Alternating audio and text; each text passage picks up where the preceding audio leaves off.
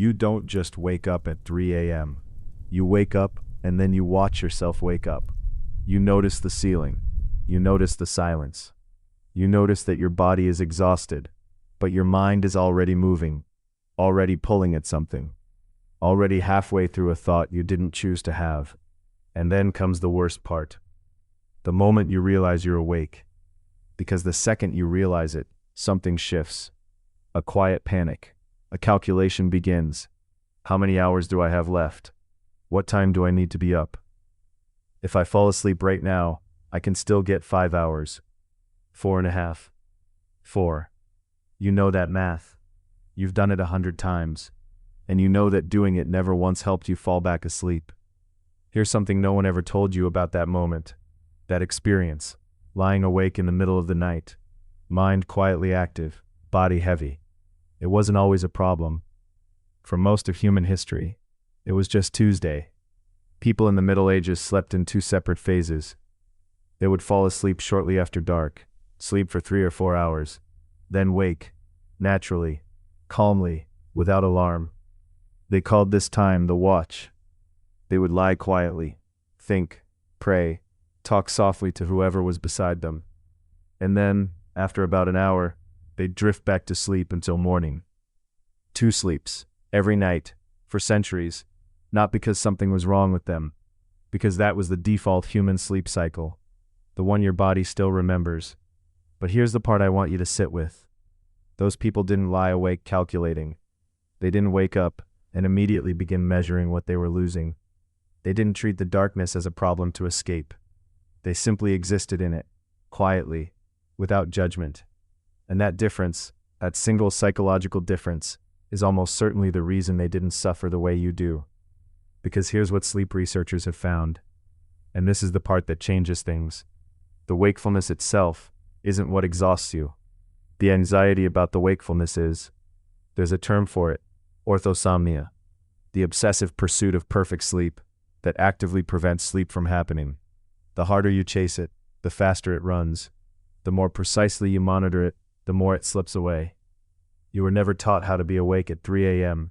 You were only taught that you shouldn't be. Think about the kind of person who lies awake at night.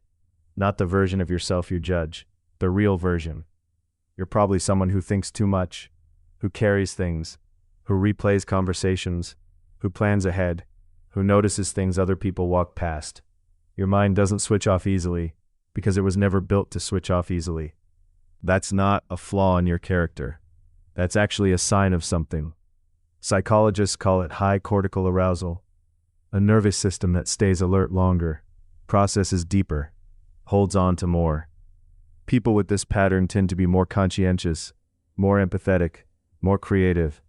They also tend to be the worst sleepers in any room. The very thing that makes you good at being a person during the day is the same thing that keeps you awake at night. The medieval monk who rose at midnight to pray wasn't broken. He was built for the quiet. He had found a way to work with his nature, instead of against it. You haven't found that yet, but that's what tonight is for. Here's the aha moment, the one I want you to keep. The story you tell yourself at 3 a.m. is almost never about sleep. It sounds like it's about sleep. It presents itself as, I need to fall asleep, I need to fall asleep. But underneath that, if you follow the thread, if you stay with it long enough, it's about something else entirely. It's about control. The specific, unbearable feeling of lying there while time passes, and you cannot make your own mind do what you want it to do. You, who can manage a schedule and hold a conversation and navigate an entire day, cannot make yourself unconscious. And that helplessness lands somewhere very deep.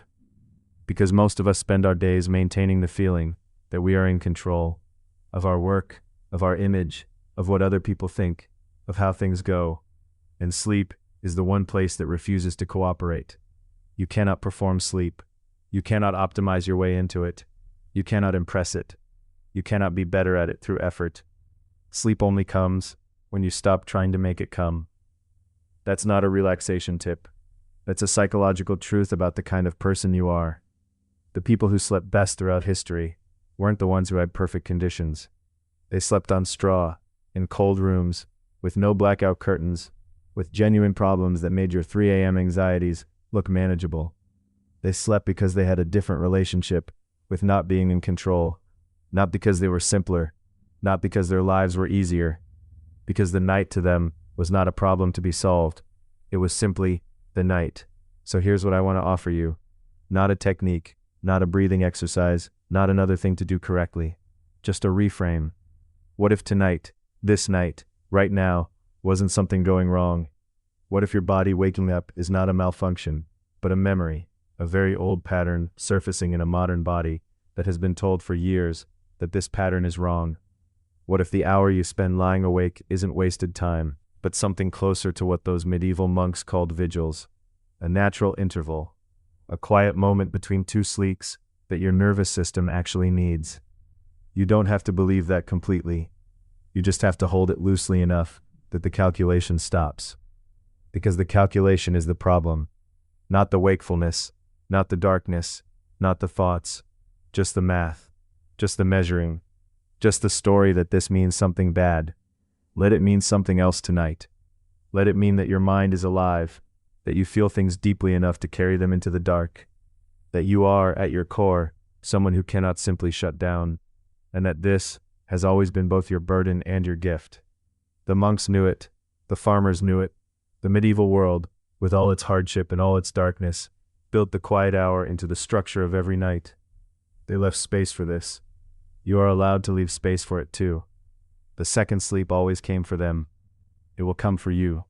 Stop counting the hours, stop measuring the damage, stop performing rest, and just let it find you, the way it found every human being who ever lay awake in the dark, before electricity told them they were doing it wrong.